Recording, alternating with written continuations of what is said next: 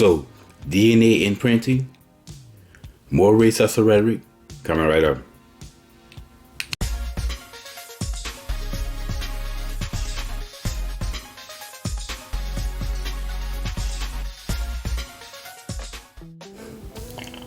What's up, y'all? Welcome back to Common Sense Logic Reason. And as always, I want to say thank y'all for joining me today. So, DNA imprinting is one of those rare examples that is both an example of end result thinking and historical crime.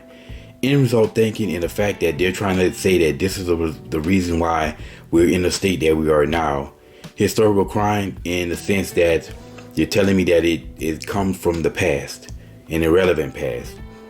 Anyway, I was listening to one of Tommy's recent videos, and one of the callers called in and brought up this concept of this notion of DNA imprinting. I never heard this before, not that I remember. However, I knew exactly what he meant because I've heard the same nonsense before, the same theories before. And essentially what DNA imprinting is that people who go through things, and who go through trauma, and you have whole groups of people, such as blacks being enslaved in America, they go through trauma of the 400 years of slavery, and somehow, that trauma gets encoded into their DNA, and then it's passed on to their children, which is then passed on to their children, which is passed on to their children, and so on and so forth, until you have people of their lineage that have major problems because of that trauma. And this is what black folks are trying to use to explain away, well, what's going on with black people today. The thing that people like Thomas Sotomayor, Candace Owens, and so many other black conservatives out there, Larry Elder, complain about amongst black people. Now, essentially, this is no different than a lineage of slavery. I did a racist rhetoric video on that, and essentially, this is going to be the same thing because it's the same thing.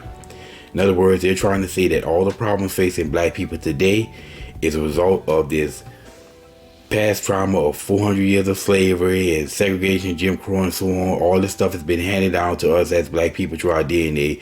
And this is why we see the biggest problems in the face of black community. Ghetto, ratchet women, out of wedlock birth rates, broken families, the lack of fathers, high crime rates, and so on and so forth. This is all a result of that trauma that we faced, that our great-great-great-grandparents faced during slavery, and so on and so forth. And this is the reason why these problems exist today. Here's the problem with that argument. There's not a single shred of evidence of these problems being linked to 400 years of slavery. Because if that were the case, we would have seen these same problems going on before we got to America, right? Because the black folks were enslaved in Africa, and these were the same enslaved blacks in Africa who were sold to the white man, who basically took white black folks to America and Central and South America and North America, and the white man enslaved the black man in the United States of America. They would have been doing all that since then, and all through slavery, all that behavior through slavery.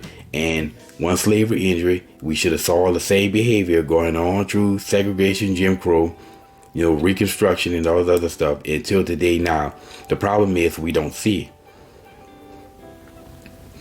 We don't see it happening. There's no link to all these issues that I just spoke about that has any link to slavery. So what's the connection? Well, the connection, as I've said so many times, is the Great Society. Prior to the Great Society, black folks were not committing mass crime and having mass incarceration.